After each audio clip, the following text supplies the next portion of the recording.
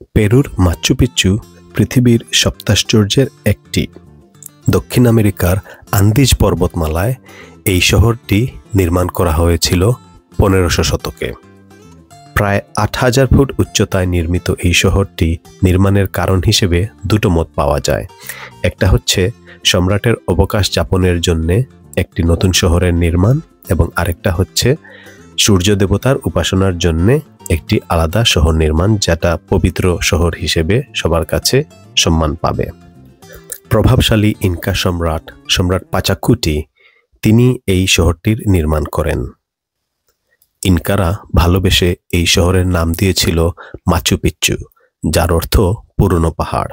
দক্ষিণ আমেরিকা মহাদেশের বিস্তীর্ণ আন্দিজ পর্বতমালায় শক্তিশালী ইনকা সাম্রাজ্যের যাত্রা শুরু হয়। 13 শতকে জন্ম নেয়া এই সাম্রাজ্য শুরু হয়েছিল একটা ছোট গোত্র থেকে। মানকো কাপাক নামের এক নৃপতির নেতৃত্বে এর যাত্রা। এই ঘটনার প্রায় 150 বছর পর 1438 সালে পাচাকুটি নামের রাজার অভিষেক হয়। তার শাসনামলে একের পর এক অঞ্চল দখল করার মাধ্যমে ইনকা সাম্রাজ্য একটি বিশাল রূপ লাভ করে। এই সাম্রাজ্যের বিস্তৃতি পেরু থেকে শুরু করে ইকুয়েডর, বলিভিয়া, চিলি এবং আর্জেন্টিনার কিছু অংশ পর্যন্ত ছড়িয়ে পড়ে। ইনকাদের সম্পর্কে প্রথম জানার সুযোগ হয় সেই ছোটবেলায় জনপ্রিয় কমিক বই টিনটিনের মাধ্যমে। বইটির নাম ছিল সূর্যদেবের বন্দী। এটার গল্প ছিল এরকম: প্রফেসর ক্যালকুলাসকে ইনকারা ধরে নিয়ে বন্দি করে রেখে দেয়। টিনটিন এবং ক্যাপ্টেন হ্যাডক প্রফেসরকে উদ্ধারের জন্য পেরু চলে যায়। বিভিন্ন চড়াই উতরাই পেরিয়ে তারা প্রফেসরকে শেষ পর্যন্ত উদ্ধার করে। বইটাতে লেখক চমৎকারভাবে টিনটিনের এই অভিযানের মাধ্যমে সমৃদ্ধ ইনকা সভ্যতার সাথে পাঠককে পরিচয় করিয়ে দিয়েছেন। ইনকাদের সম্পর্কে জানার আমার শুরুটা টিনটিনের বইয়ের মাধ্যমেই। ইনকারা সূর্যের উপাসনা করত। প্রথম যখন ইউরোপিয়ান অভিযাত্রীরা এই মহাদেশে পা রাখে, সাদা চামড়ার মানুষগুলোকে তারা সূর্য দেবতা অথবা দেবতার দূত বলে মনে করেছিল। ইনকাদের পতন হয় স্প্যানিশ অভিযাত্রী বিতর্কিত ফ্রান্সিসকো পিজারোর হাতে। পিজারো প্রতারণার মাধ্যমে একটি ভোজের আমন্ত্রণে ইনকা রাজা আটাহুয়ালপাকে বন্দী করেন এবং পরবর্তীতে হত্যা করেন। এটি 1532 সালের ঘটনা। এই ঘটনার পরপরই শুরু হয় পুরো পেরুতে স্প্যানিশ শাসন। ইনকা সাম্রাজ্যের রাজধানী ছিল কুসকো নামের একটা শহর। এই শহরটি সমুদ্রপৃষ্ঠ থেকে প্রায় 11,000 ফুট উচ্চতায় অবস্থিত। উচ্চতার কারণে এখানে বাতাসের অক্সিজেনের পরিমাণ খুবই কম। এখানে তাই শ্বাসকষ্ট, মাথা ব্যথা, বুক ধড়ফড় করা এগুলো খুব স্বাভাবিক বিষয়। ফিরে আসি মাচু পিচ্চুতে। ইনকাদের রাজধানী কুসকো থেকে 80 কিলোমিটার দূরে নির্মাণ করা হলো এই শহরটি। মাচু পিচ্চু একদিক থেকে চিন্তা করলে খুবই স্পেশাল।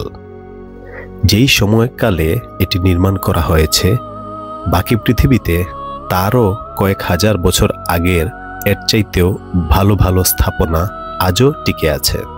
উদাহরণ হিসেবে আয়া সোফিয়ার কথা বলতে পারি। এছাড়া বিভিন্ন রোমান স্থাপনা যেগুলো আছে, তাদের পুরনো এমপি থিয়েটার, মিশরের পিরামিড, এরকম আরও অনেক কিছু। এগুলোর তুলনায় এই মাচু পিচ্চু বেশ সাধারণ স্থাপনা। তারপরও এটি স্পেশাল।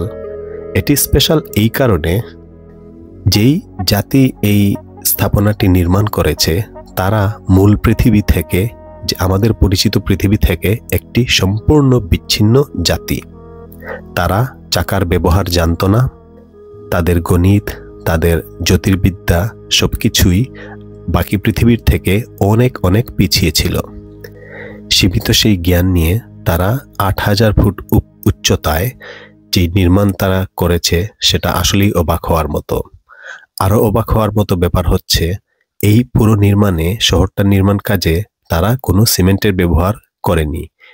এর কারণ তারা সিমেন্টের ব্যবহার জানত না।